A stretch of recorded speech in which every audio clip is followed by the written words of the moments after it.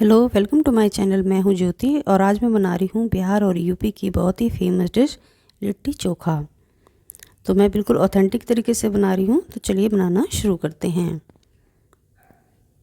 तो लिट्टी चोखा बनाने के लिए सबसे पहले चोखा की तैयारी कर लेते हैं। तो मैंने 2 मीडियम साइज़ के बैगन ले लिए हैं। इनको मैंने अच्छी तरह से धो लिया है। अब इसमें 2 से 3 इस तरह से कट लगा लेंगे।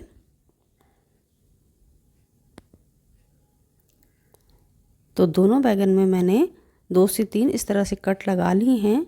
अब इसमें 2 से 3 लहसुन की कलियों को इस तरह से इन कट में डाल देंगे और 2 से 3 हरी मिर्च को भी इस तरह से इसके अंदर डाल देंगे। तो दोनों ही बैगन में मैंने 2 से 3 हरी मिर्च और 2 से 3 लहसुन को डाल दिया है। इससे चोखा में बहुत ही अच्छा स्वाद आता है। अब थोड़ा सा हाथों में तेल ले लेंगे और बैगन के ऊपर इस तरह से लगा लेंगे। तो इसी तरह से दोनों बैगन पे लगा लेना है। और साथ ही में मैंने 2 टमाटर ले लिए हैं। दोनों टमाटर के ऊपर भी इस तरह से तेल को लगा लेंगे।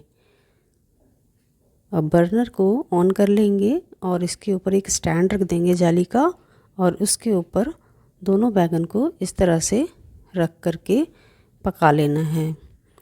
जैसे हम बैगन का भरता बनाते हैं उसी तरीके से। और साथ ही में जो 2 टमाटर हमने ग्रीस करके रखे थे उनको भी इसी के ऊपर रख करके पका लेना है। अब दोनों चीज़ों को अच्छी तरह से पलटते हुए पका लेना है। तो टमाटर हमारा पक गया है। इसको हम एक प्लेट में निकाल लेंगे और बैगन को थोड़ी देर और पकने के लिए रख देंगे। तो बैगन भी हमारा अच्छी तरह से पक गया है। इसे भी हम प्लेट में निकाल लेंगे और ठंडा होने के लिए रख देंगे। तो चलिए अब लिट्टी की तैयारी कर लेते हैं। तो एक प्लेट में मैंने 2 कप आटा ले लिया है। अब इसमें 1 चम्मच अजवाइन डाल देंगे और 1 चम्मच नमक डाल देंगे। नमक आप अपने स्वाद के अनुसार भी ले सकते हैं। अब दोनों चीज़ों को अच्छी तरह से आटे में मिला लेंगे। तो सभी चीज़ें अच्छी तरह से मिक्स हो गई है। अब इसमें थोड़ा थोड़ा पानी डाल करके आटा बना लेंगे।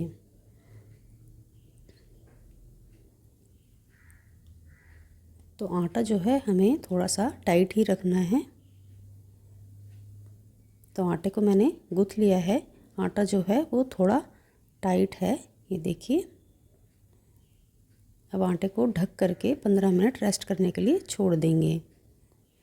तो बैगन और टमाटर भी हमारे ठंडे हो गए हैं। अब इसे हम छिल लेंगे। तो तेल लगाने से इसके छिलके जो हैं वो आसानी से निकल जाते हैं, ये देखिए। तो मैंने बैगन को छिल लिया है। इसी तरह से दूसरा बैगन भी छिल लेंगे। तो दोनों बैगन को मैंने छिल लिया है। अब इसकी डंडियों को हटा लेंगे और इसी तरह से टमाटर को भी हमें छील लेना है।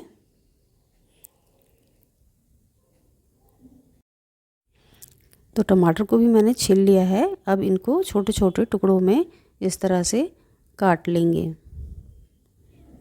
और लहसुन और हरी मिर्च को जो हमने बैगन के अंदर डाला था उनको भी छोटे छोटे टुकड़ों में हम काट लेंगे, नहीं तो ये हमारे बैगन में अच्छी तरह से मिक्स नहीं होंगे। अब सभी चीज़ों को एक बाउल में ट्रांसफ़र कर लेंगे।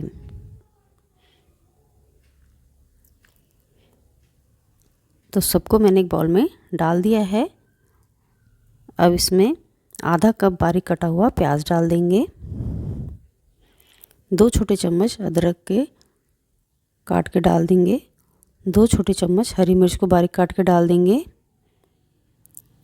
और 1 चम्मच लहसुन को बारीक काट के इसमें डाल देंगे। स्वाद के अनुसार इसमें नमक डाल देंगे। बारीक कटा हुआ हरा धनिया डाल देंगे और सबसे ज़रूरी इंग्रेडिएंट है इसमें सरसों का तेल। तो 2 चम्मच मैंने इसमें सरसों का तेल डाल दिया है। इससे भरते में स्वाद बहुत ही अच्छा आता है। अब सभी चीज़ों को अच्छी तरह से मैश कर लेंगे। तो सारी चीज़ें अच्छी तरह से मैश हो गई हैं, मिक्स भी हो गई हैं। तो हमारा चोखा जो है वो तैयार है। तो चलिए अब स्टफिंग बना लेते हैं। तो स्टफिंग बनाने के लिए मैंने 2 कप चने का सत्तू ले लिया है। आप बाज़ार का सत्तू भी ले सकते हैं, इस तरह से पैकेट में आता है, या फिर आप इसकी जगह में जो भुने हुए चने आते हैं इस तरह के, इसको भी ग्राइंडिंग जार में डाल करके आप पीस करके चने का सत्तू तैयार कर सकते हैं। तो 2 कप मैंने चने का सत्तू ले लिया है। अब इसमें बारीक कटा हुआ आधा कप प्याज डाल देंगे, 1 चम्मच बारीक कटा हुआ अदरक डाल देंगे, 2 चम्मच बारीक कटा हुआ लहसुन डाल देंगे। इसमें लहसुन ज़्यादा डालने से स्वाद अच्छा आता है। 2 चम्मच बारीक कटी हुई हरी मिर्च को डाल देंगे, 1 चम्मच अजवाइन डाल देंगे और स्वाद के अनुसार इसमें नमक डाल देंगे। और सबसे ज़रूरी इंग्रेडिएंट है इसमें अचार का मसाला। तो मैंने घर के आम का अचार का मसाला इसमें डाल दिया है, इसको डाल देंगे। और इसमें 2 चम्मच सरसों का तेल डाल देंगे। सरसों का तेल भी इसमें ज़रूरी इंग्रेडिएंट है, इससे इसमें स्वाद बहुत ही अच्छा आएगा। और आम का अचार का मसाला थोड़ा सा मैंने और डाल दिया है, तो इसमें खट्टापन अच्छा आना चाहिए। अब सभी चीज़ों को अच्छी तरह से मिक्स कर लेंगे। तो इसमें आम का अचार भी थोड़ा सा आ गया है, तो इनको भी हम छोटे छोटे टुकड़ों में इस तरह से तोड़ लेंगे, नहीं तो ये इकट्ठा मुंह में ही आएगा। तो सारी चीज़ों को अच्छी तरह से मसलते हुए मिक्स करना है। तो इस तरह से मसलते हुए सारी चीज़ें अच्छी तरह से इसमें मिक्स हो गई हैं। अब इसमें बाइंडिंग के लिए थोड़ा सा पानी डाल देंगे और इनको अच्छी तरह से मिला लेंगे।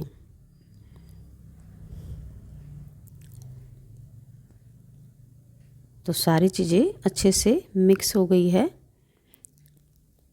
तो इस तरह से मुट्ठी बांध के चेक कर लेते हैं कि हमारा अचार का मसाला जो है वो अच्छे से मिक्स हो गया है और बाइंडिंग भी अच्छी आ रही है। इस तरह से चेक करना है। तो देखिए अब स्टफिंग भी तैयार हो गई है। तो चलिए अब लिट्टी भी तैयार कर लेते हैं। तो आटा भी सेट हो गया है। अब आटे को थोड़ा सा मसल लेंगे।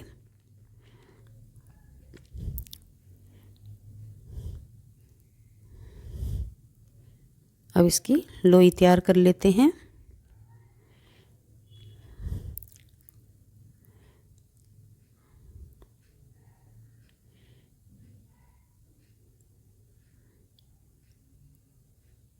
तो इस तरह से आटे की लोई बना लेनी है।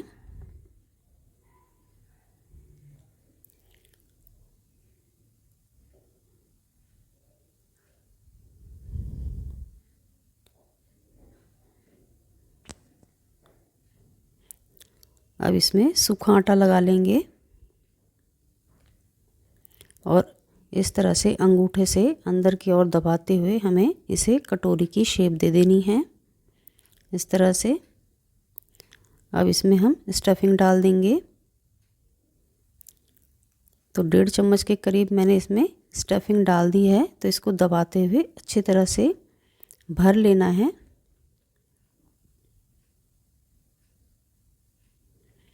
अब इसके सिरे को इस तरह से उठाते हुए ऊपर की ओर इसे हम बंद कर लेंगे। लिट्टी हमारी तैयार है। तो इसी तरह से सभी लिट्टी को तैयार कर लेना है।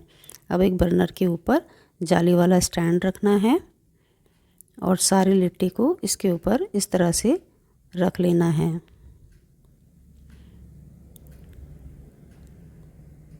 तो एक बार में जितनी लिट्टी आए उतना हम इसमें रख देंगे। अब थोड़ी थोड़ी देर में लिट्टी को पलटते हुए हमें सेक लेना है। तो सारी लिट्टी को इस तरह से पलटते हुए पूरा सेक लिया है मैंने। अब इसे हम एक प्लेट में निकाल लेंगे।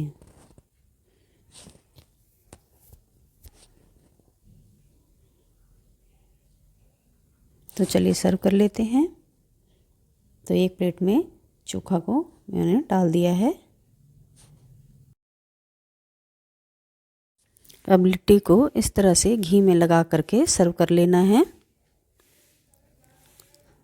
तो आपको मेरी रेसिपी कैसी लगी? आप मेरी वीडियो को लाइक करें, शेयर करें और मेरे चैनल को सब्सक्राइब करें।